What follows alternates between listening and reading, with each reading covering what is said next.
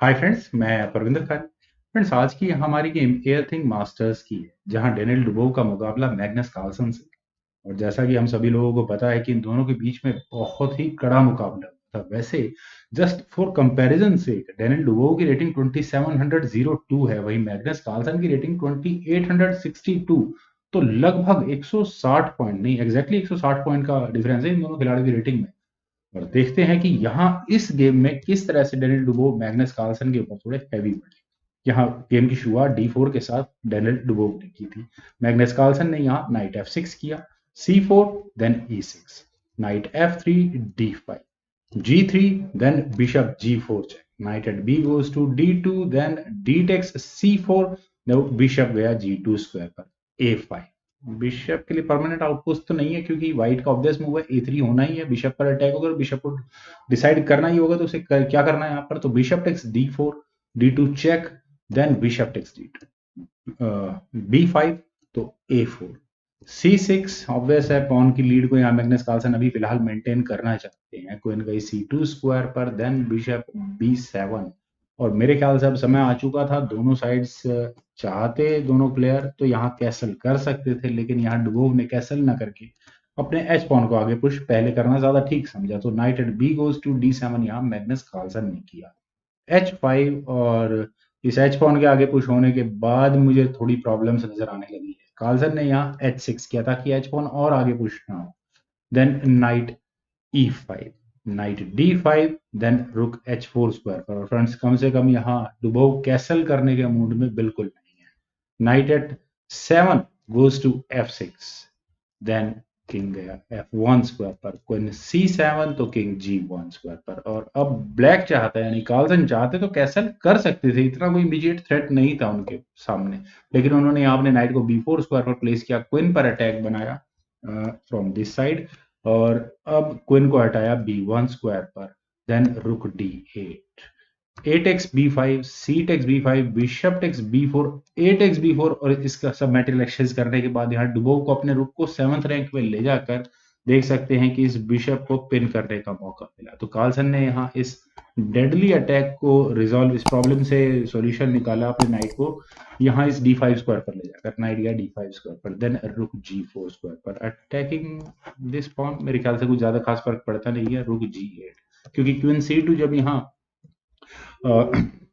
White ने किया तो यहाँ आप थ्रेट देख सकते हैं कि किस तरह की आने वाली है। खैर, C3।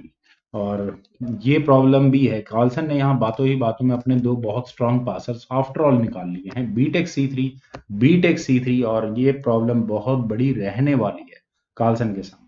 तो इस सॉरी डुबोव के सामने। तो इस प्रॉब्लम से डुबोव कैसे निकल सकते थे? मेरी नजर में दो रास्ते हैं। एक है कि कुछ मटेरियल सेक्रीफाइस कर दिया है, रुक F4 जैसा कोई मूव पोटेंशियल चांसेस है। यहाँ इस नाइट की मदद से आप कह सकते हैं F7 पॉन पर प्रेशर बन सकता है। और अगर यहाँ ब्लैक इस को लेने की कोशिश करे इस रुक को, तो आप थ्रेट देख सकते हैं कि किस पॉइंट पर आ सकती है। खैर, देखते हैं गेम में हुआ क्या था। यहाँ डुबोव ने अपने रुक को A3 स्क्वायर पर प्लेस किया, और उनका इरादा क्या है? उनका इरादा सिंपली यही है कि यहाँ नाइट एलिमिनेट करो और उसके बाद यहाँ इस पॉन को। लेकिन मुझे ऐसा लगता है कि क्या यहाँ ब्लैक अपने इस पॉन को आगे पुश नहीं कर सकता, बी पॉन को। खैर, रुक C8 यहाँ पहले कार्लसन ने किया।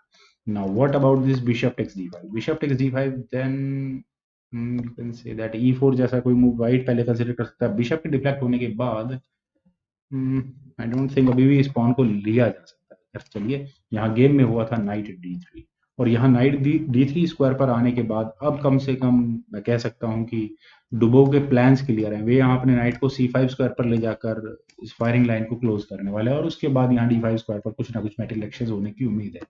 पर यहाँ नाइट F6 पहले रुक पर अटैक बनाया, और कार्लसन का अटैक काफी डेडली है। मैं अगर यहाँ होता तो अपने रुक को जरूर सबसे पहले बचाने की कोशिश करता, लेकिन बिशप टेक्स B7 यहाँ डुबोव ने किया। क्वीन टेक्स B7 होने के बाद अब तो कम से कम यहाँ डुबोव को अपने रुक को H4 स्क्वायर पर लेकर चले जाना चाहिए था। लेकिन यहाँ नाइट C5 पहले व्हाइट ने किया, और डुबोव ने यहाँ अपने इस रुक को सेक्रीफाइस कर दिया। और क्या इस रुक के सेक्रीफाइस होने की इमीडिएट एक्सप्लेनेशन है? मुझे लगता नहीं है। कार्लसन ने आखिर इसको क्यों छोड़ना चाहेंगे? उन्होंने यहाँ किया रुक टेक्स C5, पहले नाइट एलिमिनेट कर दिया, that's okay. D takes C5 होने के बाद नाइट टेक्स Z4। और अगर मैं एक्टिव पीसेस की बात करूं यहाँ इस गेम में, तो यहाँ मैं कह सकता हूँ कि इस रुक को कुछ देर के लिए आउट ऑफ गेम माना जाए, क्योंकि पहले तो किंग ही मूव करना पड़ेगा, तभी ये रुक किसी तरह से गेम में आ सकता है। खैर वो आ तो सकता है, लेकिन पर अभी इस पॉइंट पर exactly I think queen take C three के ऑप्शन ठीक थी, लेकिन बी फोर अगर होता तो फॉक लग सकती है, तो ठीक है। यहाँ पहले सी सिक्स की ऑप्शन को व्हाइट ने आउट किया, then queen take C six, और उसके बाद हुआ रुक टेक सी थ्री। और फ्रेंड्स गेम प्लान मुझे काफी इंटरेस्टिंग लगे। यहाँ पर ये रुक अगले मूव में एक चेक देने के बाद यहाँ ब्लैक के रुक को ले सकता है, लेकिन उससे पहले क्वीन को बी सिक्स स्क्वायर पर पहले यहाँ मैग्नस कार्लसन ने लिया, और यहाँ उन्होंने immediate threat the, you can say that checkmate करने की। तो ई थ्री, एक मूव पहले व्हाइट को यहाँ चलना ही पड़ेगा, और उसके बाद यहाँ कार्लसन ने अपने किंग को मूव कर लिया ई सेवन स्क्वायर पर। दैट मीन्स अब ये रुक भी एक्टिव गेम में आ सकता है। रुक गया सी सिक्स स्क्वायर पर, क्वीन पर अटैक बना, और अब मेरे ख्याल से कार्लसन इस गेम को काफी अच्छे से लीड कर रहे थे। यहाँ इस पॉइंट पर क्वीन ए फाइव, अपनी क्वीन को एक्टिव स्क्वायर पर प्लेस रखना चाहिए था कार्लसन को। मैं अक्सर कहता हूँ कि मेरा वो कद नहीं है कि मैं कार्लसन या किसी भी ग्रैंड मास्टर की गेम पर कमेंट कर सकूं, लेकिन जस्ट मेरे एक इंट्यूटिव मूव है। ऐसा होने के बाद फ्रेंड्स कुछ ना कुछ एक उल्टे सीधे कुछ ना कुछ मूव बनते हैं, और कहीं ना कहीं ब्लैक के पास भी चांसेस होंगे अपने दूसरे रुक को एक्टिव करने के। लेकिन जो कुछ यहाँ इस गेम में किया गया था कार्लसन के द्वारा, उसकी वजह से ब्लैक यानी कार्लसन कभी भी अपने इस G8 रुक को एक्टिव नहीं कर पाए। उन्होंने यहाँ क्वीन को रखा D8 स्क्वायर पर, लेकिन ऐसा करने के बाद पहले चेक दी डेनियल डुबोव ने, क्वीन को C5 स्क्वायर पर लिया, देन किंग गया C6 F6 स्क्वायर, रुक D6, क्वीन पर अटैक बना। और अभी भी शायद बोर्ड के सेंटर की तरफ एक क्वीन, सेंटर नॉट एक्जैक्टली, मतलब बोर्ड गेम में पार्टिसिपेट के एक्टिव स्क्वायर पर ये क्वीन आ सकती थी कार्लसन के, लेकिन यहाँ क्वीन गई E7 स्क्वायर पर। और फ्रेंड्स आई डोंट थिंक यहाँ कार्लसन उस चेक मेटिंग थ्रेट को देख पा रहे थे जो डुबोव देख चुके थे। यहाँ उन्होंने किया क्वीन D4 चेक, किंग के लिए सिर्फ और सिर्फ ये G5 स्क्वायर ही बचा।